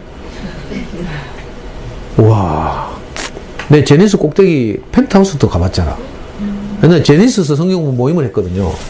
범어동 모임 가면서 그 동네 사는 아줌마들하고. 그래가지고 그 입주해가지고 있잖아요. 마침 펜트하우스가 비어있어. 입주 아직 안 해가지고. 그래 우리 직접 올라가 봤잖아. 와 보니까 150평 150평에 세 세대가 함께 살 수 있도록 공간 분할을 해놓은 거라 한 집에. 그리고 욕조는 있잖아요. 흰옥기 욕조. 못 가봤지 전부. 예를 들면 이렇다니까. 내가 산 아파트 참 좋아도 더 좋은 아파트 있고요. 내가 공부 좀 잘해도 더 잘하는 놈이 있고요. 이놈이 여기서 만족이 없어서 열등감이요. 몇 했죠? 우리 그래서 언제고 이번 여름 집회인가? 내 판사 불러가지고 강의시켰잖아.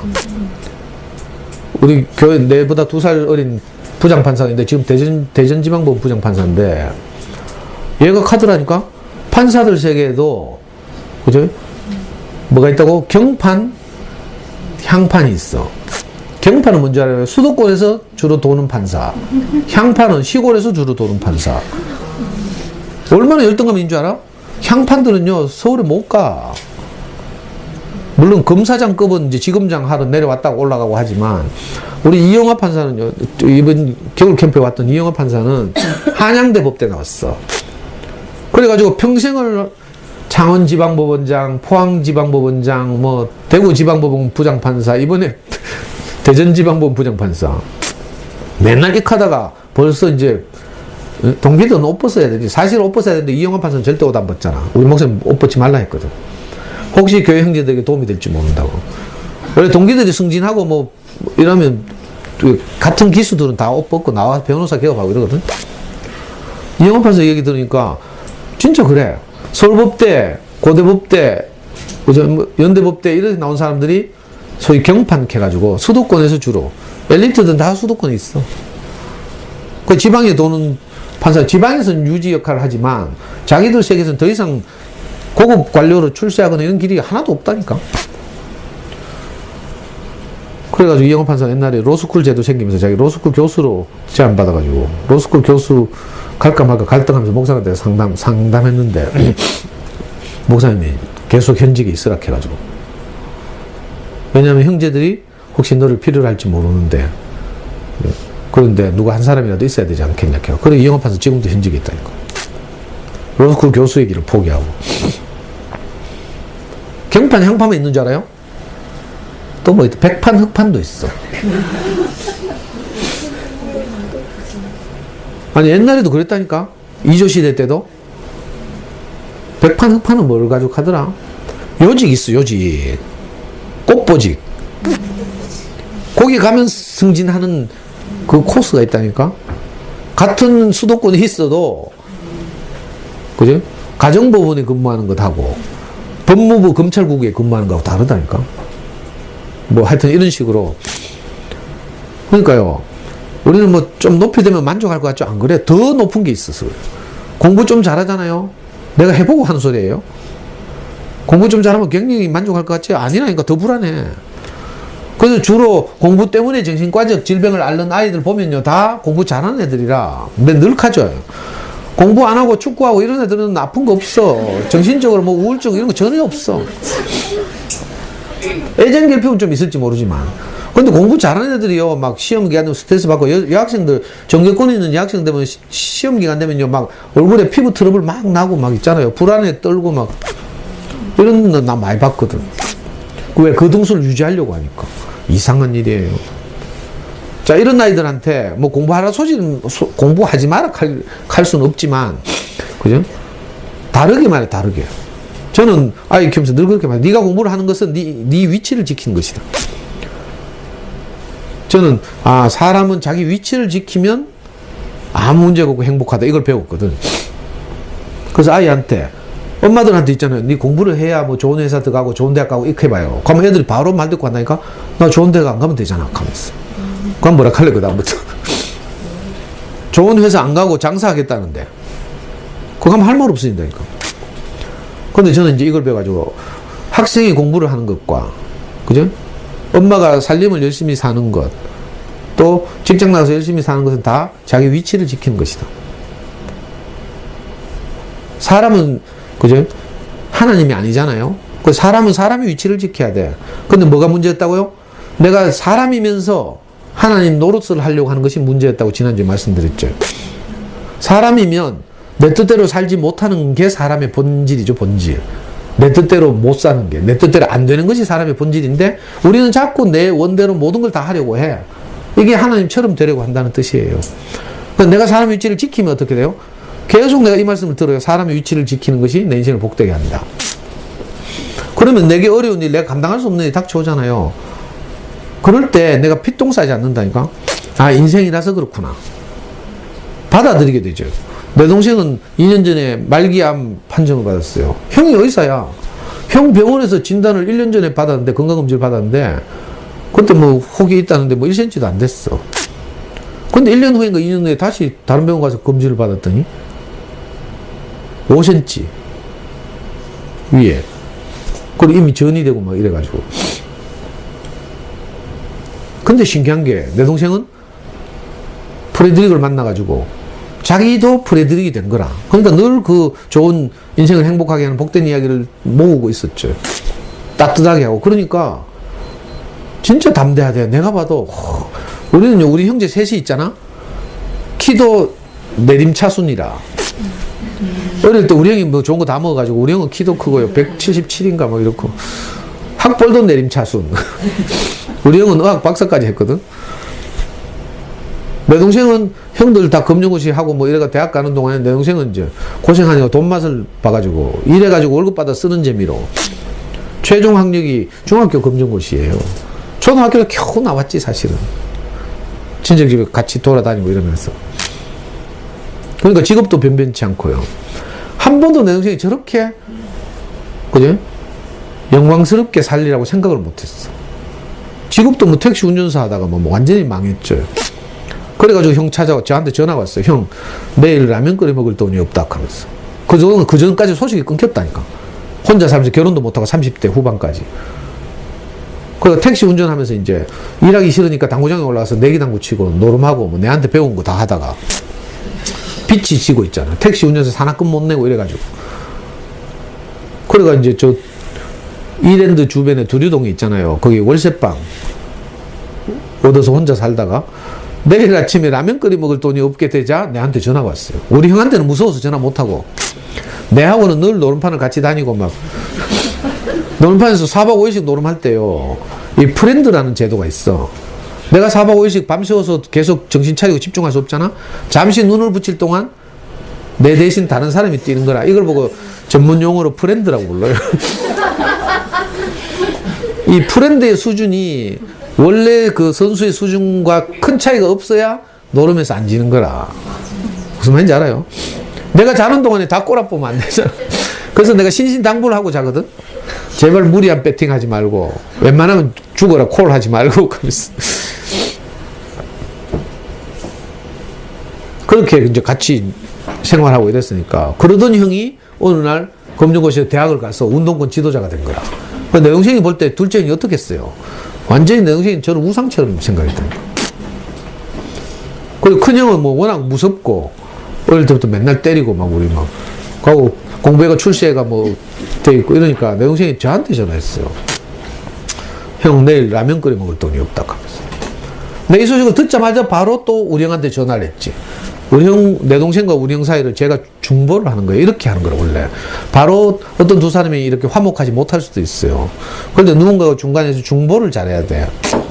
그 저는 우리 형하고 이제 내 동생의 사이에서 이거 완충지대죠. 이걸 기독교적 용어로 중보라고 하는데, 형한테 상구가 연락 왔다 하면서.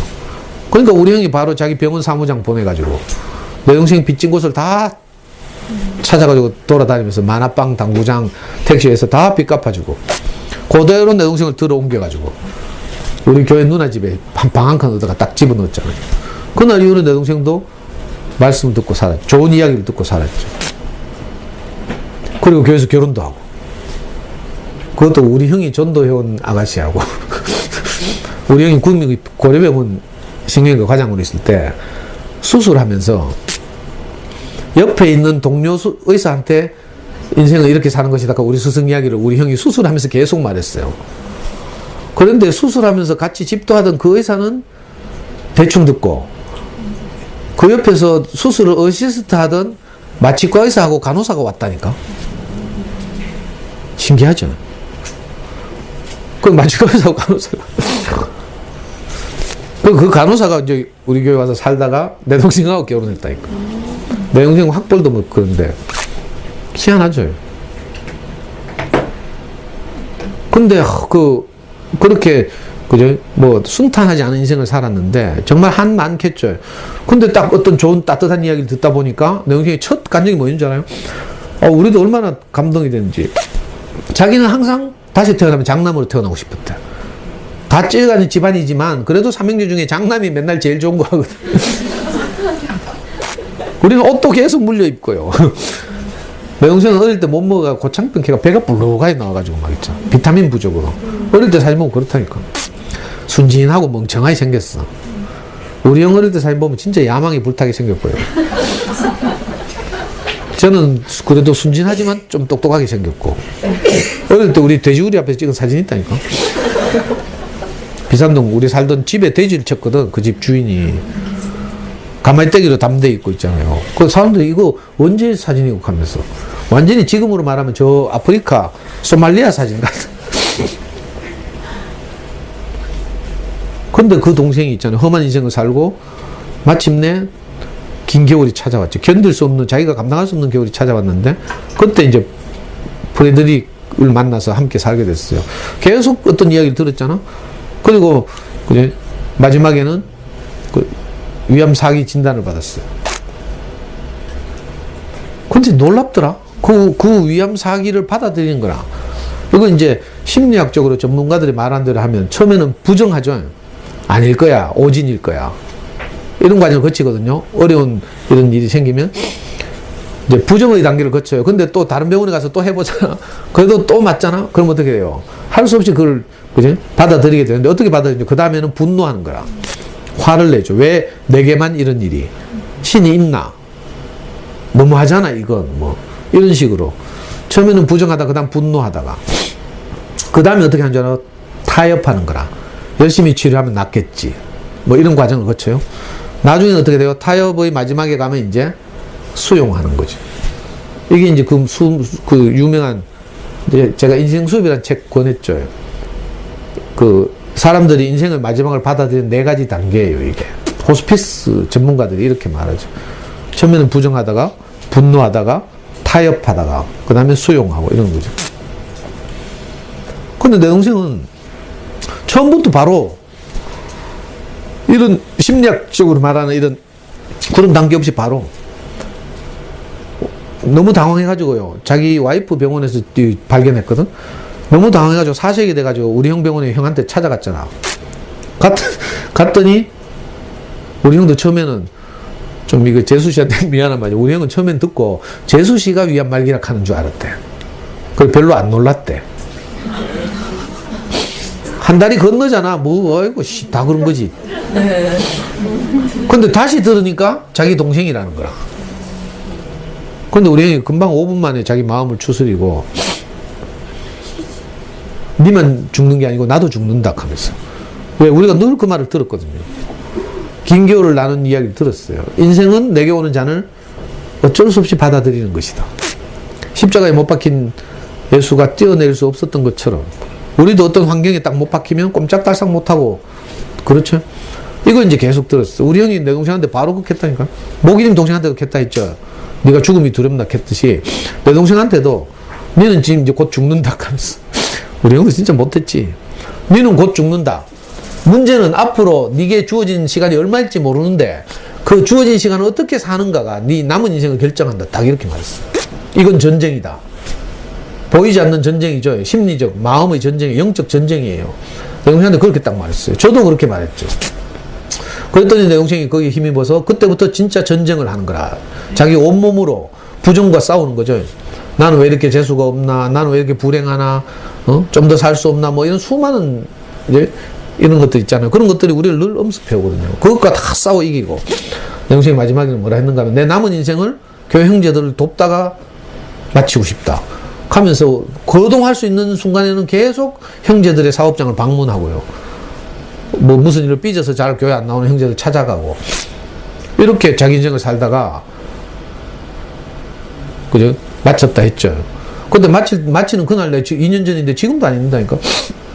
아침 일찍부터 위독하다 해가지고 온 교회 형제들이 차례대로 밤에 한 8시인가 9시에 이제 그 숨을 거두게 됐는데 아침부터 밤 8시 9시까지 계속 형제들이 막 우리 형 병원 이제 10층에 형 덕분에 이제 1인실 따로 마련해가지고 거기서 이제 투병하고 있었는데 밤 9시까지 계속 형제들이 막 병실을 칵칵 채우고요. 계속 오고 막 마지막을 이제 헤어지기 서운해가지고.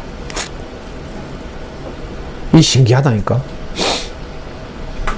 우리 목사님도 전화 와가지고 저한테 전화 왔어요. 내 동생 돌아가기 한 30분 전인가 전화 와가지고 내보고는 상도야 너무 슬퍼하지 말아라 하면서 조금만 슬퍼하거라 하면서.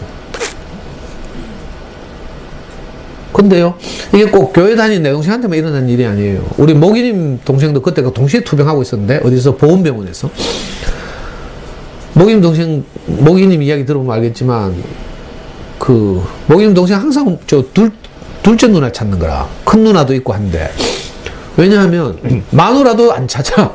웃기죠. 둘째 누나에게 다른 게 있거든. 따뜻한 햇살 있잖아요. 재밌는 빛깔 이런 게 있으니까 얘가 희한하게 얘는 군대 그 직업 군인이에요. 해군인데 해군. 굉장히 강건하고 막 오만 자격증 다 따고 이런 애인데 신기하게도 자기가 위안말기가 되니까 투병생활 하면서 항상 작은 누나 찾는 거야. 와이프 오는 것도 부담스럽고 있잖아요. 뭐 걱정하고 울고 이렇게 사니까. 근데 둘째 누나가 오면 둘째 누나 안에서 다른 따뜻한 햇살이 비치니까 신기하죠. 그래가지고 이제 그 이렇게 마지막이 되게 한 며칠 전에 이제 보훈병원에서 자기 가족들이 뭐 큰 누나, 작은 누나, 와이프 뭐 다 모여가지고 있는데 이제 목이 혼자 있을 땐 그래도 뭐 위로도 하고 하지만 언니도 있고 뭐 이러니까 이상하게 그 분위기가 가라앉잖아요. 마지막 하나 그 집에 하나뿐인 아들인데 이렇게 이제 위독하고 막 이러니까 그래가지고 자기들끼리 막 사망에 빠져 있는 거죠. 무슨 말인지 알겠죠? 사망이라는 게 무슨 말인지 알겠죠? 뭐 생각적으로 죽는단 말이 아니고 전체적인 분위기나 기분이나 이런 게 아주 가라앉아 있는 상태. 이런 상태였는데 우리 형이 퇴근하는 길에 거기 찾아갔어요. 출장 갔다가 하여튼 우리 형이 이제 목이님이 저를 막 저렇게 돕고 있으니까 우리 형도 너무 고맙잖아요. 목이님 보면. 그래서 똑같은 마음으로 찾아갔어. 그 병실에 찾아가서 우리 형이 어떤 말을 하는 순간 있잖아요. 그 완전히 쫙 가라앉아 사망에 빠져있던 그 형제 자매들이 갑자기 막 깔깔깔 웃고 난리가 났다니까. 이상하죠. 무슨 이야기를 했길래 그런 놀라운 일이 일어났는지는 다음 주에 우리 목이님한테 직접 들어보고. 신기하다니까. 그죠? 부정적인 이야기를 서로 주고받다가 우리가 선악과가 있으니까 항상 부정적인 이야기를 추수하거든요. 선악과를 먹은 사람들은 어떻게 하는지 항상 부정적인 걸 추수한다니까. 긍정적인 건 당연하고 부정적인 거. 우리 애들 키울 때 그렇죠? 잘하는 건 당연하고 못하는 거 지적질하고 이렇게 키운다니까. 완전히 이게 주객이 전도돼가지고. 그 세 자매도 계속 부정적인 이야기 하고 있는 거죠. 근데 눈치는 보이고 그죠? 말은 제대로 못하고 이런데 우리 형이 가서 따뜻한 햇살을 비치고 재밌는 이야기를 한 거라. 그러니까 갑자기 저 세 자매가 어린 시절에 행복했던 추억 있잖아요. 그때 네가 어떻게 했지 하고 막 웃고 막 있잖아. 그 같은 공간이 프레드릭이 있느냐 없느냐에 따라서 그죠? 정말 따뜻한 공간이 되기도 하고 막 냉엄하고 차가운 잿빛 투성이 공간이 되기도 한다니까. 한번 잘 생각해봐요. 여러분들 좋은 아파트 살고 있죠, 대부분이. 거기에 여러분들 빠지고 잠시 한 일주일 동안 돼지를 한 3마리 집어넣어봐. 그럼 그 아파트 어떻게 되는 줄 알아요? 돼지가 오줌 싸고 똥 싸고 해가지고 순식간에 돼지울이 돼요. 무슨 말인지 알겠어요? 공간이 중요한 게 아니고 그 공간을 누가 사는가가 중요한 거라. 어떤 사람이 거기 사는가 이거예요. 자, 이제 천국도 이렇게 생각해야 돼요. 어떤 공간이 있는 게 아니라 어떤 사람이 있는 곳이 천국이다. 예수가 있는 곳, 거기가 천국이겠지. 예를 들자면. 그죠? 정말 프레드릭 같이 긴 겨울을 날 어떤 것을 준비하고 있는 사람이 있는 곳이 따뜻한 햇살이 비치고요. 재밌는 이야기가 있고, 그죠? 화사한 색깔이, 그죠? 이렇게 살아나고 이런 거죠. 저는 이런 경우 너무 많이 해가지고. 극명하게 들은 게 최근에 이제 내 동생이나 우리 모기님 동생이 죽은 지 지금 딱 2년 되는 시기라 가지고 자꾸 이 생각이 나네. 모기님 기운도 자꾸 캄다운 될 것 같고 이래가지고 내가. 신기하다니까. 우리가 그 이야기를 들었어요. 프레드릭을 만나서 계속 들었어요. 나중에 어떻게 돼요? 우리도 프레드릭이 된다니까. 어느 날 내가 지금까지 들었던 것이 내 안에서 살아나서 또 누군가에게 그걸 말해서 살리게 되고 있죠. 이게 인생이 진짜 가치 있게 사는 거야. 많은 범위가 아니라, 저는 이제 대중적으로 강의를 하고 이러면서 이걸 이야기하고 있지만, 그죠? 우리 형은 그러지 못하거든? 우리 형은 근데 자기가 주어진 범위 안에서, 우리 형은 늘 진료실에 찾아오는 환자들을 대상으로. 우리 형은 재활 전문 병원을 하잖아요? 뇌졸중으로 쓰러진, 중풍으로 쓰러진 이런 이제 어르신들이 많이 있다고요. 그래서 어떤 아버님이 뇌졸중으로 쓰러져가지고 재활하러 왔어. 근데 이제 할머니가 간호하러 오잖아요? 둘이 이야기를 하는 거야. 너무 냉랭하고 원망이 많아가지고. 그러면 우리 형은 그 두 노인에게 자기가 확보했던, 그죠? 따뜻한 햇살을 나눠주는 거라. 재밌는 이야기 나눠주고. 그리고 실제로 우리 형이, 할머니한테 고맙죠 하면서. 그러면 노인이 말 안 하고 고개로 익한데. 살짝. 그럼 고맙다고 한번 말해보시죠 하면 절대로 안 해. 하면서 고개 흔들고. 그런 노인들한테 우리 형이 있잖아요. 그러면, 직접 말하기 쑥스럽고 부끄럽고 이렇죠. 그러면 저를 따라 한번 해보세요. 하면서. 여보, 그동안 고마웠어. 하면 억지로 따라 하거든. 억지로 하면 자기 마음 진심으로 하는 게 아니고 억지로 하는데도 그 이야기를 듣는 할머니가 막 통곡을 하면서 운다잖아. 텔레비에 가끔 이런 거 나오죠.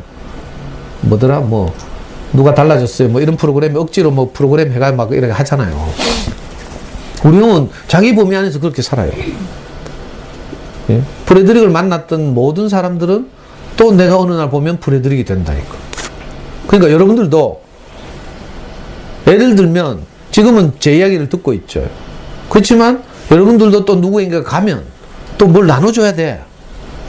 그러니까 그걸 지혜롭게 잘해야지. 뭘 모으고 있어야지. 그러니까 바보같이 돈만 모으고 성적만 모으고 이래가지고 될 일이 아니라니까. 이게 진짜 중요한데. 앞으로 닥쳐올 내가 예상할 수 없는 긴 겨울, 엄혹한 겨울, 잿빛 겨울이 다가올 수도 있어요.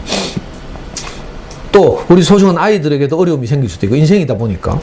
그럴 때 어떤 얘기를 계속 듣다 보면 내게 오는 일이 이 장애물을 뛰어넘듯이 순탄하게 지나가게 돼요. 옛날에는 그거 가지고 피똥 싸고 목숨 걸고 이래야 될 일이 나중에 보니까 별것 아닌 일이 되고, 사람이니까 살다 보니까 일어날 수 있는 일이라고 생각이 되고, 그래서 가볍게 대처하고요. 거기서 사망에 빠지지 않고. 우리에게 오는 사건보다 더 중요한 게 있잖아요. 그 사건을 보는 내 눈이라, 사건을 어떻게 해석하는가예요. 그죠? 어떤 일이 일어났는데 이걸 내가 어떻게 해석하면 내게 정말 복이 돼. 근데 이걸 잘못 해석하면요, 내가 정말 재수가 없어서 이런 일이 일어난다. 이렇게 된다니까. 그래가지고 내 동생은 그 절망적인, 그죠? 투병 생활을 통해서 가장 영광스러운 인생이 됐어. 우리 교회 생긴 일에 그렇게 많은 형제들이 모여서 내 동생 장례식을, 추도식을, 그죠? 하는 거. 가톨릭병원 특실을 2개 터가지고요. 내가 동영상 올려놔. 우리 카페에 동영상 있어. 지금도 몇 년 전에 올린 거. 거기 보면요. 나도 놀랬다니까. 우리 교회 많은 형들, 어르신들도 돌아가시고 했거든. 그리고 영광스럽게 진짜 돌아가신 분들이 많아. 내가 다시 태어나도 목사님을 만나서 이렇게 행복하게 살고 싶습니다. 이렇게 다 간증하고, 우리 어머니도 내 인생에 여한이 없습니다 하고 돌아가시고요. 그렇게 다 사망을 이겼죠. 생물학적 죽음은 받아들였지만, 그 죽음 때문에 함께 오는 그 절망적인 기운은 다 이기고, 그렇게 인생을, 그죠? 아름답게 마감했는데, 그런 분들이 많아요. 그런데도 불구하고, 내 동생, 뭐라 하노, 이거? 장례식? 내 동생 장례식 때 내가 깜짝 놀랐다니까. 그 특실 2개 터가지고 입관 예배를 보는데, 거기 막 팍팍하게 형제들이 찼어요. 그리고 우리 형도 나와서 했다니까. 아이고, 내가 죽어도 이렇게 형제들이 안 오실 텐데, 하면서. 왜? 이게 완전히 대역전극이 벌어진 거라. 그래도, 주목객이 많이 온다면, 우리 형한테 제일 많이 오고, 그 다음 저한테 오고, 그 다음 내 동생한테 오고, 이럴 것 같잖아, 상식적으로. 근데 진짜 앉을 자리가 없었다니까. 그래서 막 축제. 내 동생은 죽었는데, 한편은 울면서, 또 한편은 우리가 막 웃으면서, 얼마나 행복했는지 몰라요. 왜? 충분한 사랑을 받고, 정말 가치 있는 인생을 살다가, 그죠? 그렇게 형제들 품 안에 영혼이 잠들었으니까. 죽는다는 것은 잠드는 거죠, 사실은. 우리 아들 있잖아요. 지금 일본에 가 있어. 몇 달 만에 왔어. 토요일, 내일 또 간대. 근데 와가지고 뭐 별로 하는 거 없어요. 어제 밤에 잠깐 이야기하고 뭐 끌안고 뭐 선물 자랑하고 뭐 이렇게 하다 잤어. 그리고 오늘 저는 또 여기서 뭐 모임하고 뭐 하다 보면 밤 새벽 1시 됐네. 오늘 퇴근이거든. 저녁에 성경문 모임 있고 이래가지고. 그리고 밤에 잠깐 놀고 보면 또 내일 떠나가겠죠. 이 물리적 접촉이라는 게 한계가 있어요. 결혼해서 장가가고 뭐 이러면 더 보기 어려울 수도 있고요. 근데 어떻게? 함께 살았던 모든 삶이 어디 있어요? 내 안에 있다니까, 내 안에. 우리 아들과 내가 함께 살았던 행복했던 기억들이 전부 내 안에 기록되어 있어요. 내 마음에 기록되어 있죠. 지난주에 그런 말씀 드렸죠. 그래서 기록시키고 추수하고 이걸 계속하라고. 그러면 항상 따뜻하다니까. 뭐 굉장히 뭐 오랫동안 함께 부둥켜 안고 막 울고불고 이렇게 안 해도 저는 내 동생 자기 결혼하고 나서 내하고 같이 사는 시간이 별로 없어요. 자기 마누라고 살았지. 그 어릴 때도 서로 각자 떨어져서 양아치처럼 사느라고 별로 접촉이 없었어요. 근데 내 동생이 살았던 그 긴 삶이 그 중에서 행복했던 기억들이 다 내 안에 저장돼 있어. 내 동생이 다시 태어나도 내가 장남으로 태어나고 싶었는데 이렇게 그죠? 아름다운 사람들과 교회를 만나가지고 더 이상 내가 장남으로 태어날 필요가 없다 이렇게 간증했어. 이 큰 승리죠. 항상 내가 부족하고 원망이 되고 이러면 내가 다시 장남으로 태어나고 싶잖아요. 근데 내가 더 이상 그럴 필요가 없게 됐다고 처음 간증했어. 그게 우리 교회 안에 영혼이 새겨져 있어. 너무 감동이 돼가지고. 그러니까 내대로 다 만족한 거죠. 네 은혜가 네게 충분하다 이렇게 말해줘. 그래서 내 동생은 지금도 내 안에 살아있어요. 내 카스 하다 보면 내 동생 이름 나온다니까. 페이스북 친구에도 내 동생 이름이 있고. 육신적으로는 뭐 어디 묻혀 있겠지만 화장했으니까 뭐 묻히지도 않네. 근데 우리 삶의 곳곳에 살아있어요. 함께. 이렇다니까. 그러니까 어떻게 해요? 지금 소중한 가족들과 이렇게 추수하면서 살아야 그죠? 따뜻한 햇살도 모으고 재밌는 이야기도 듣고 그죠? 이걸 하면서 살아야죠. 그러면 영원히 살아있다니까. 그리고 미련도 별로 없고.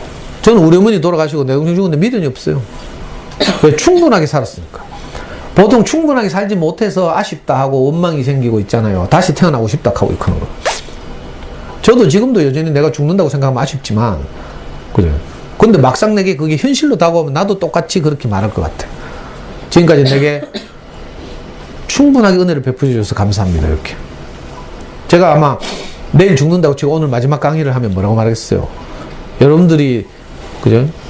이 보잘것없는 제 이야기를 들으러 매주 이렇게 와주셔서 너무 감사합니다. 네, 이렇게 말하겠죠.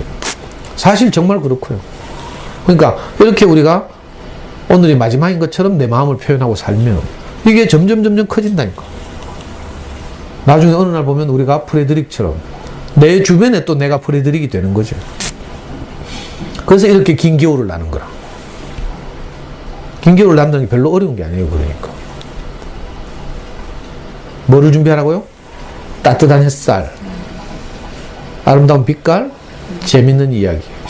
그렇다고 해서 뭐 지푸라기 모으지 말라는 이야기가 아니고 그건 그것대로 안 시켜도 할 거니까 제가. 저보다 더 잘하고 사실은. 돈 모으고 이런 건 저보다 더 잘하잖아요. 이렇게 엄마도 되게 못 사는 줄 알았더니 보니까 다 저보다 잘 살더라고. 저는 20년 동안 아무것도 못 해가지고. 그죠? 그러니까 아이들에게 또는 사랑하는 소중한 가족들에게 뭘 하고요? 항상 내 마음을 표현해서 상대방에게 저장되게 하고 또 나도 행복했던 것들을 계속 추수하는 거지. 부정적인 거 추수하지 말고 그건 발로 차버리고 그물로 털어버리고 있잖아요. 좋은 것들을 추수하니까. 이거 거꾸로 해야 돼, 거꾸로. 저건 당연하니까 이렇게 생각하면 안 된다니까. 그거 당연한 게 소중한 거라. 그걸 추수하는 거지. 그러니까 늘 고맙고 감사하고 이랬죠. 알았죠? 자, 이제 우리 인문학 강의 역사상 최초로 다음 주에는 진짜 왜 이래요? 우리 목인 이야기를 한번 들어보겠습니다. 마치겠습니다.